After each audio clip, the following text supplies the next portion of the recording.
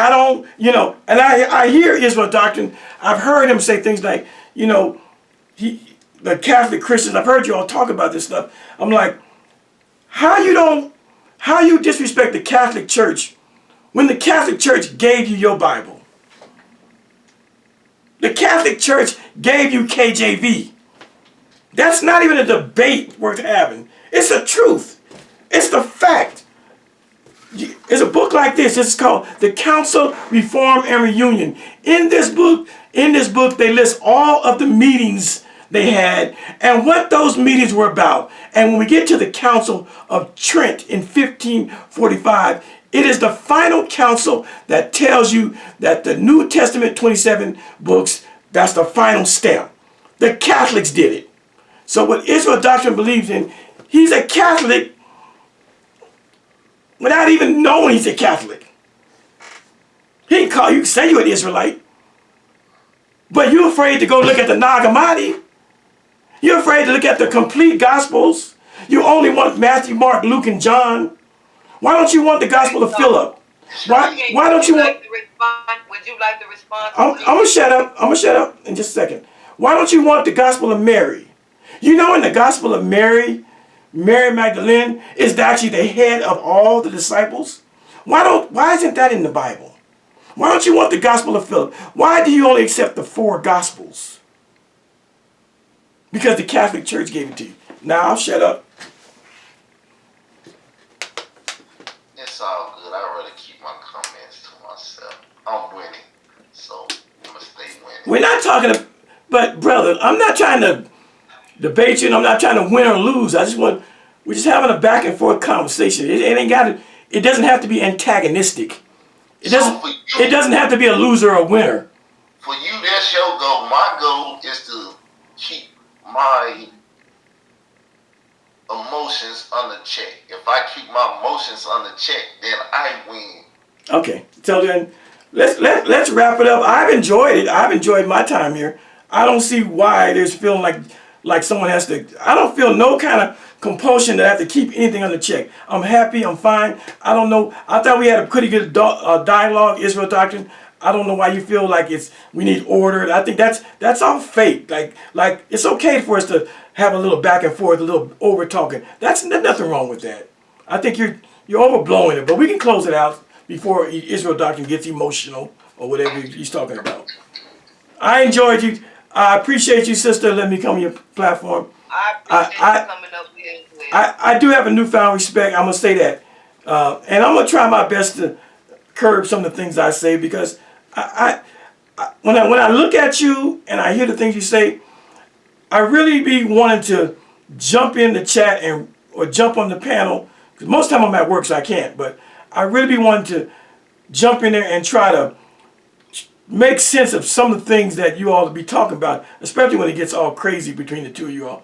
Because I think you should be able to talk about Enoch and talk about the apocryphal books to the king without him feeling some kind of way. Like does it bring salvation? It doesn't matter. These are books that people once believed in. Can we have a conversation about early Christian beliefs? That's all. And I think you should be able to do that without feeling some kind of way from anybody. Anybody. And that's what a truth seeker is. It's someone who's willing to go to the lengths to find the truth. Not going to be scared because, you're going to recite Adam and Eve stories and the serpent to try to keep me from, as a woman, looking at stuff. That's all bullshit. That's all religious jargon meant to keep you from really trying to explore this thing that we call Bible and religious text. That's all I'm going to say. And I'll end with that. So, Israel, he just, he's stuck in his ways, and I always told him he is the elder that can't be taught nothing new that he be talking about sometimes, because like you said it more better than I could ever say it to him, that it's not about being on the religious, it's about the conversation historical, and old biblical stuff that they have hidden from us. And it's like he just don't get that. Right. Like, I understand the Bible and all that other stuff, and that is salvation. But I'm on some historical stuff when I go to talking about the book of Enoch and the book of that. I'm saying, and it was one time part of the Bible, so I don't be getting what the big deal is. Why I can't have these conversations with them? I I think think y'all using the term religion out of context, proper context. Oh, okay. Y'all put it in your own context and saying religious, religious. I'm not a religious person. I'm a spiritual person. So if you're gonna say anything, say spiritual. He's in a spiritual place that we're not, because we're not trying to deal with the spiritual, or even the spiritual being that you study in whatever books you studying to learn about the spiritual being. Y'all start just saying religion. Y'all stuck on religion. I ain't. Well, when I say that, Israel, you keep trying to direct me out of when I be trying to talk about the book of Enoch and stuff like that, and you always say, well, it wasn't in the Bible. So you is going back to religious because even if it was or wasn't, I still feel like it was at one time. You already know my opinion about it.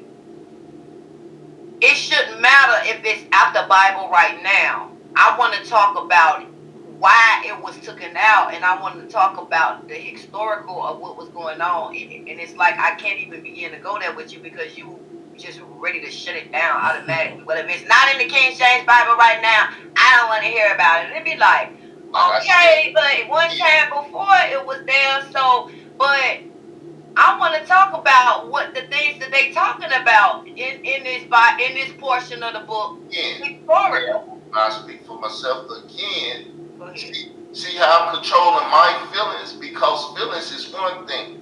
Emotions make you cry sometimes, make you fall in love. You do a lot. They had a song about it. I'm not getting emotional with the thing that we talking about here. It seems though when it's out of order, it's to provoke me emotionally. I don't have no problem with it. Like I told you, I already understand the room that I'm about to enter in and the things that's going to be going on. So I'm controlling my emotions. So when we be talking and you be in your emotions about, well, I just doing the history and stuff, then that's when I get in my emotions, because it don't make no sense to me. And as I said, That's what you always say. It don't make sense. I'm not a vain person. Because I would say, well, why we doing this? And then if you say, well, just for some historical stuff, well, I said, go watch the movie Moses. And then it give you a historical stuff from a fictional point of view. But, I mean, if you just want to have something, just go get anything. But that's the same thing. That's why you have clean animals and unclean animals. So you can make a choice of which animal you want, but the lack of knowledge of knowing what's clean and unclean, you'll eat anything, and I don't eat anything. So it's all good. I think it was a good show tonight too. It was. I didn't get emotional, caught into what people was doing, the antics and stuff. It's all good. well, I'm I'll say sit here and speak to each other respectfully without anybody being disrespect, and I'm glad that we was able to get an understanding, even though everybody didn't agree. yeah. Well, and I told myself that I know how Israel doctrine gets, and he's starting to try to get wound up now, and I don't see why he feels I'm in your house.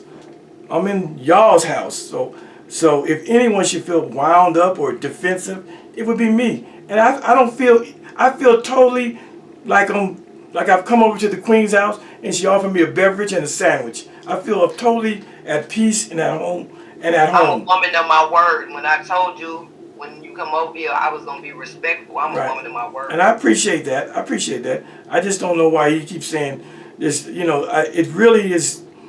We're gonna close, but it really is. We really had the whole get order.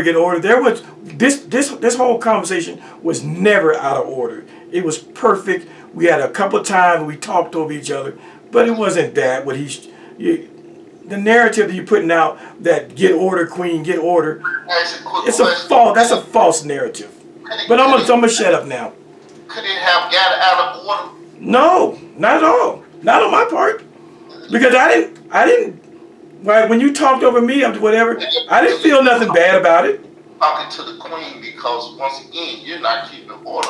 I'm asking a question and I did pause, but it was to the queen. So I didn't know it was towards me. I should have. I didn't either.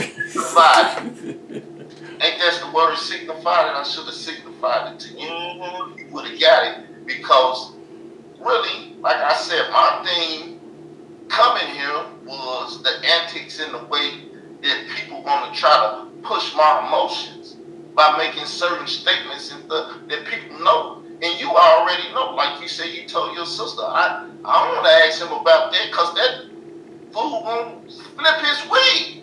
But because I didn't flip my wig. But honestly, the queen and her sister shouldn't have to feel like what she says. You shouldn't even have. You shouldn't make her feel like there's certain things she can't ask you, even if the subject doesn't suit you. You should just let her be a free spirit and okay, you want to deal with Enoch, let's deal with Enoch and get it over with. Why do you feel? Why is it about you? Why is it about your emotions? Why is it about upsetting you? Why can't people have their own? This is what I want to talk about, and you either indulge it or don't indulge it, but not be, like you're trying to disrespect you. Disrespect you. That's what I don't get. This whole get order. It's this whole thing. You were trying to make it about you. When I said if you were born in the Middle East, chances are you would be a Muslim. You couldn't even agree to something simple as that. You started going back. No, let me say what I'm saying. Let me say what I'm saying. Now let you speak. Let me say what I'm saying. When I was trying to make a simple deal with born in China, you're Buddhist, born in the Middle East, you're Muslim, you couldn't even agree with that. You had to take it back to your childhood and make it about you when it's not about you, brother. It's about peoples. There are almost 1 billion people in the Middle East, and they just all happen to be Muslim, not because... Okay. He's doing his mic thing, Khalil. Go ahead. Go ahead, Israel. Because I was just trying to prove a point that if it's no order and you're speaking and trying to make a point and someone just busts into your sentence, that is provoking emotions. Like, why did you cut me off? Why won't you let me finish my thought? See, I can show people better than I can tell people. See, I just showed him. He was speaking, and when I tried to cut him off, it caused a friction. But it's okay. But it's okay. It's okay. You see what I'm saying? It's okay. It's okay. And so that's what I'm saying. It's okay. That's why I said I'm winning. And you say it's not all about me. But if I make it all about me, who is it about? If I made it all about me. Well, it's not about you. It's about an open discussion. See, the thing is, philosophy is good to those that can't think for themselves. And religion is good for those who can't think for themselves. We both can say that. Still trying to provoke and still... I'm not trying to provoke you, but if you criticizing my philosophy, I can criticize your religion. It goes both ways, brother. But let's shut this down because it was good. It was good. Let's go. Coming over here, I appreciate it. All right. Over with y'all. All right. Take care, y'all. Why you gotta shut it down? Can you just leave and we just talk? Oh, okay. I'll leave then. Okay. Okay. Well. Let me see how you do this. I don't even know how to do it. Leave. Okay.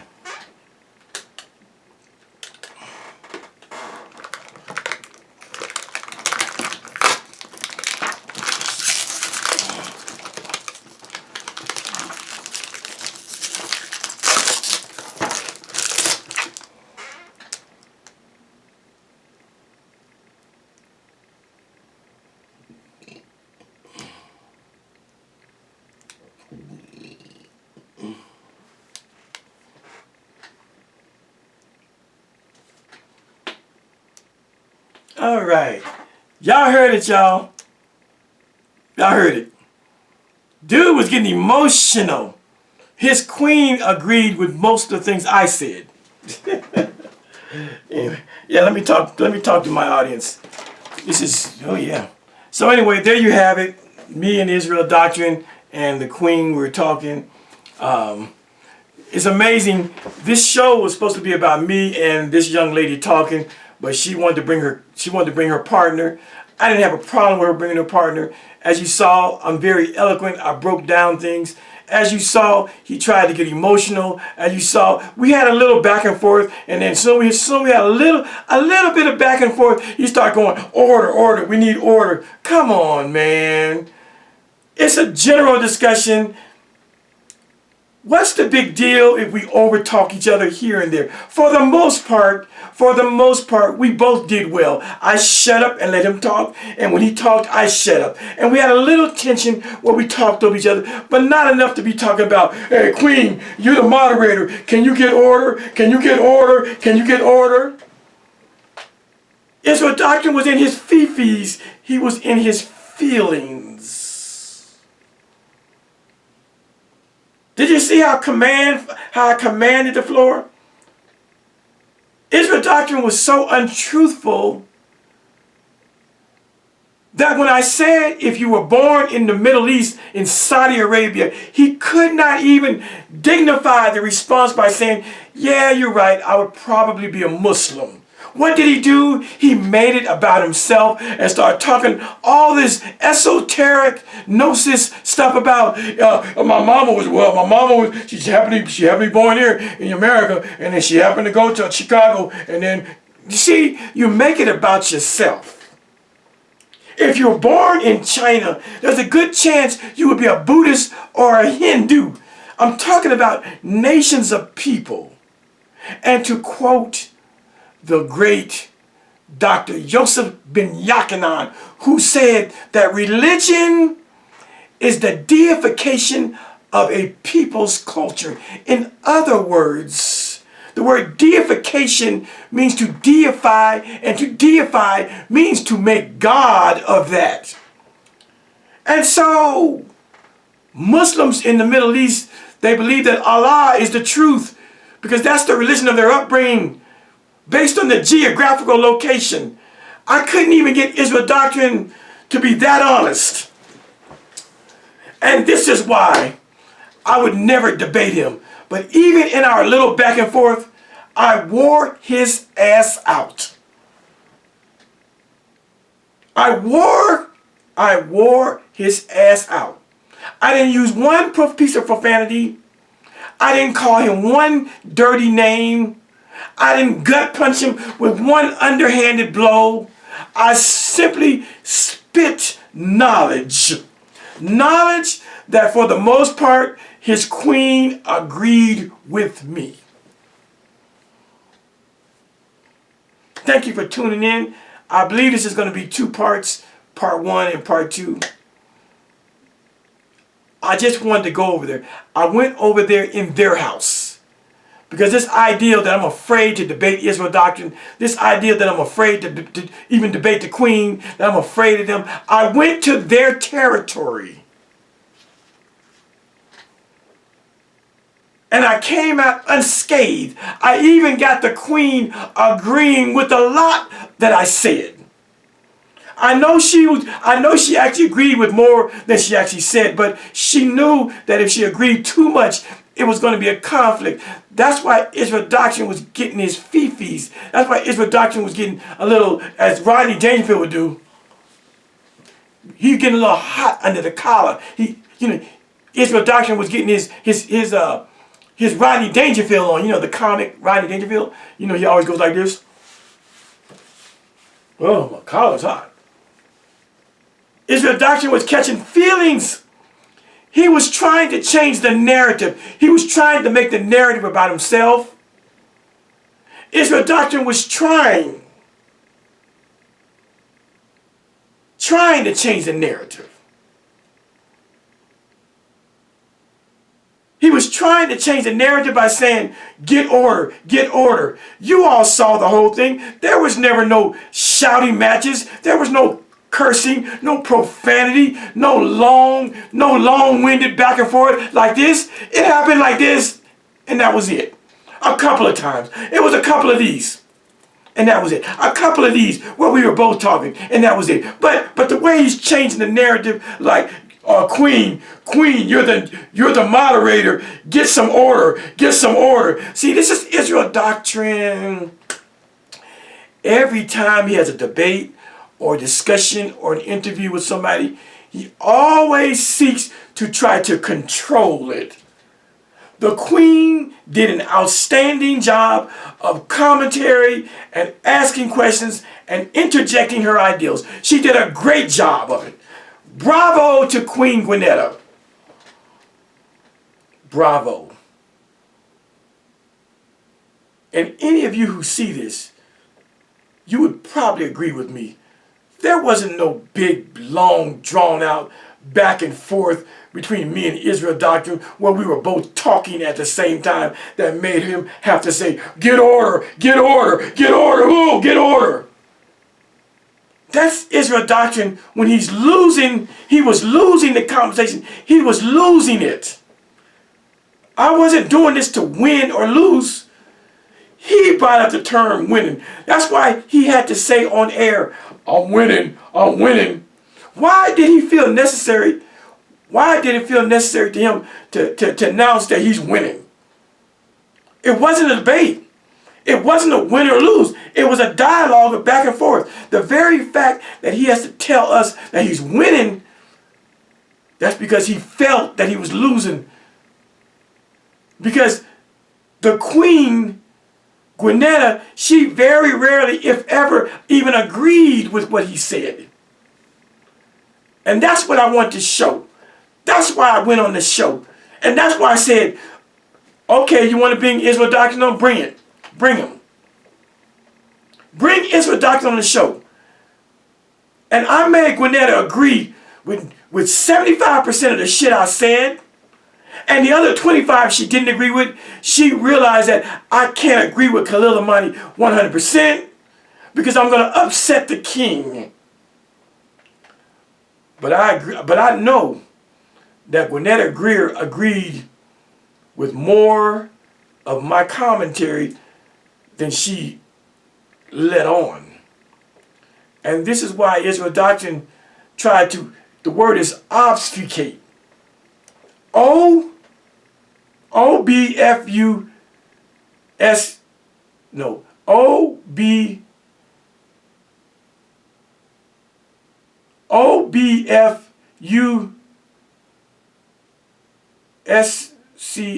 something like that, obfuscate. In other words, he tried to switch the narrative and change shit. The whole ideal that the queen need to get ordered, that was a BS narrative. There was plenty of order. And there's nothing wrong with two people every now and again talking over one another. As long as it doesn't last forever, we can have a talking over and then one of us shut up and the other one keeps talking. But this is what Israel doctrine does when he feels the grip of winning, losing his conscience. When he's about to lose his grip on the monkey bars, he starts making up narratives like get order, get order. He felt defeated. That's why he had to say, I'm winning, I'm winning. Only a loser would say that I'm winning. You're a loser, Israel doctrine. And although this wasn't a debate, you lost, my nigga. You lost. Those are you want to talk about winning and losing. I don't care to say I won this discussion. I don't care to say it. But since you want to bring up the W-I-N, the win, I'm telling you, you took a big L because your queen agreed with me on many, many points. And I'm sure there were some things she agreed on, but she tempered her agreeing policy because she didn't want to upset you. She didn't want to upset the apple cart. I'm sure she agreed with more than she let on to. So you can scream, I'm winning all you want, Israel doctrine. If we had to put a win or loss on this, you lost.